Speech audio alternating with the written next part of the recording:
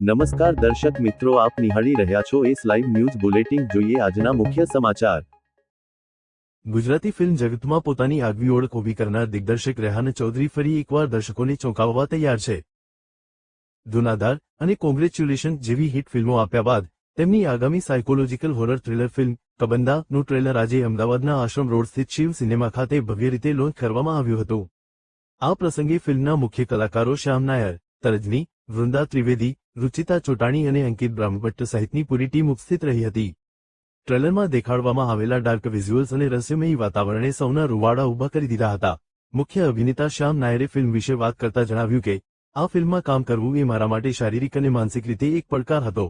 કબંદા ની વાર્તા એટલી તીવ્ર છે કે શૂટિંગ દરમિયાન અમે પોતે પણ એ રહસ્યમયી વાતાવરણનો અનુભવ કરતા હતા. ગુજરાતી સિનેમામાં આ વિષય એક નવો જ સીમાચિહ્ન સાબિત થશે. દરેક અભિનેતા એક એવા પાત્ર માટે આમ આશા રાખે કે એક એવો પાત્ર મળે કે તમે તમારી આખી જે કલાકારી છે તો બતાવી શકો.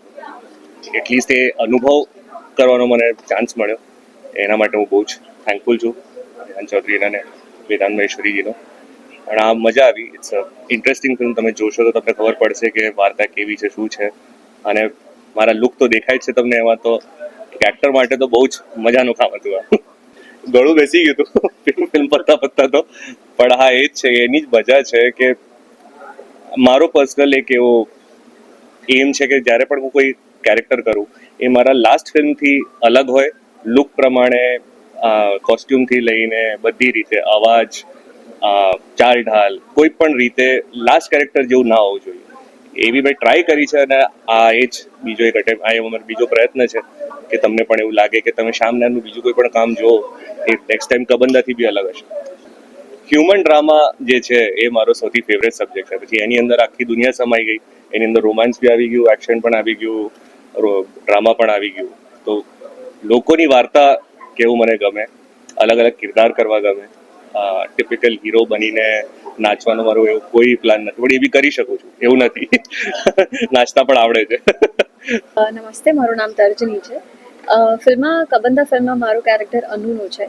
અનુ એક આંધળી છોકરી છે, એટલે એ વસ્તુને આગળ વધારતા આજે ટ્રેલર લોન્ચમાં બી મેં લેન્સ પહેર્યા છે. અનુનું કેરેક્ટર જે છે બહુ જ એક લેયર્ડ કેરેક્ટર છે. એ તમે ફિલ્મ જોશો ત્યારે તમને વધારે ખ્યાલ આવશે. પણ એક વસ્તુ કહીશ કે કંઈ પણ હોય એ વિચારી નથી. કે વાત લાલચ અને હાફ નોલેજ જે કહીએ ને, અર્ધ સત્ય, એની છે કે આપણે ઘણી વખત લાલચના ચક્કરમાં માણસ રાક્ષસ બની જતો હોય છે ઇન રિયલ લાઈફ. એનું જ એક માઇથોલોજીકલ થ્રિલર છે આ. એટલે એક માઇથોલોજીમાં જે કબંદા રાક્ષસ છે જે લાલચ ને રિપ્રેઝન્ટ કરે છે, એનું જ એક મોડર્ન રિપ્રેઝન્ટેશન છે.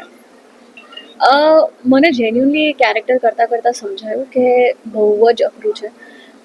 કેમ કે એ જે છે નોર્મલ પોસિબિલિટીઝ એ તો છે જ, પણ જ્યારે તમને દેખાતું હોય ને પછી તમે ના જોઈ શકો, અને જ્યારે તમે બચપનથી ના જોઈ શકો, જન્મથી ના જોઈ શકો, એ બહુ જ અલગ ઘટના હોય છે. એટલે first of all I think we have to be very patient અને બહુ જ આરામથી એમના સાથે કામ લેવું પડે, કેમ કે બહુ જ અઘરી ઘટના છે.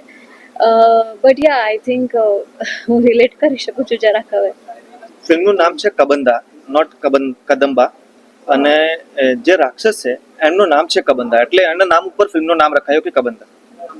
અગર નૈતિક મેસેજ જોઈએ તો આ છે કે ગ્રીડ અને મિસ ઇન્ફોર્મેશન ઉપર આ ફિલ્મ છે કે કેવી રીતે ગ્રીડ એક માણસને, નોર્મલ હ્યુમનને પણ એક રાક્ષસ બનાવી શકે. તો મેસેજ આ છે ફિલ્મનો.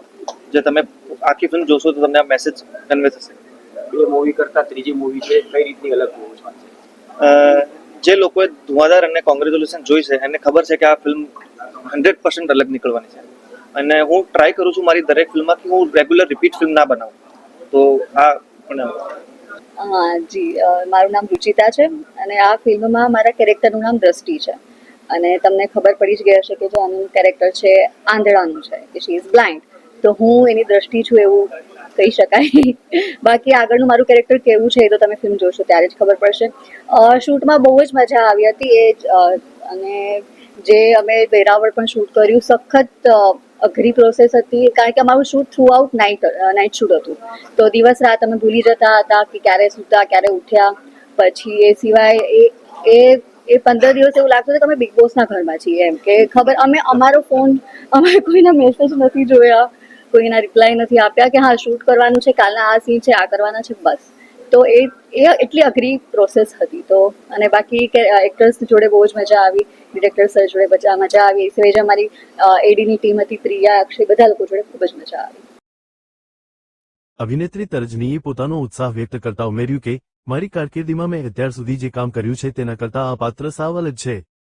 ફિલ્મનો હોરર એલિમેન્ટ માત્ર દ્રશ્યોમાં જ નથી પણ તેની વાર્તામાં પણ છે. મને ખાતરી છે કે દર્શકો આ નવો અનુભવ ચોક્કસ પસંદ કરશે. આ ફિલ્મ એક એવી દંતકથા પર આધારિત છે જે જાગી રહી છે. ગુજરાતી સિનેમામાં આ પ્રકારનો પ્રયોગ ભાગ્યે જ જોવા મળ્યો છે. પલ્લવ બરુઆનું સંગીત ફિલ્મના ડરને ઓર ઘેરો બનાવે છે. વેદાંત મહેશ્વરી અને રેહાન ચૌધરી દ્વારા નિર્મિત આ ફિલ્મ હિંમતભર્યા વિષય અને શાનદાર પ્રોડક્શન વેલ્યુ ધરાવે છે. દિગ્દર્શક રેહાન ચૌધરીએ જણાવ્યું કે અમે ગુજરાતી પ્રેક્ષકોને કંઈક એવું આપવા માંગતા હતા જે તેમણે પહેલા ક્યારેય અનુભવ્યું ન હોય. કબંદા માત્ર એક ડરાવણી ફિલ્મ નથી પણ એક ઊંડું રહસ્ય છે. ટ્રેલરને મળેલા પ્રતિસાદથી અમે ખૂબ જ ઉત્સાહિત છીએ. વાર્તા અને ફિલ્મ નિર્માણની સમગ્ર પ્રક્રિયા માટે નિર્માતા વેદાંત મહેશ્વરીએ ખુશ થતા જણાવ્યું કે એક સારી વાર્તા પસંદ આવી અને નિર્માણ માટે હા કહી. રેહાનભાઈએ પણ ખૂબ મહેનતન કરી. સમગ્ર ટીમે ખૂબ મહેનત અને ઉત્સાહ સાથે કામ કર્યું છે. હવે ફિલ્મ 29 મેના રિલીઝ છે. આશા રાખીએ કે દર્શકો પણ ફિલ્મને વધાવશે. કબંદા 29મી મે 2026ના રોજ રાજ્યભરના સિનેમાઘરોમાં રિલીઝ થવા જઈ રહી છે. જો તમે થ્રિલર અને હોરરના શોખીન હો તો આ ફિલ્મ મિસ કરવા જેવી નથી. તો દર્શક મિત્રો, આ હતા અત્યાર સુધીના સમાચારની ખાસ ગતિવિધિ માટે આપ નિહાળતા રહો એસ લાઈવ ન્યૂઝ બુલેટિન. નમસ્કાર.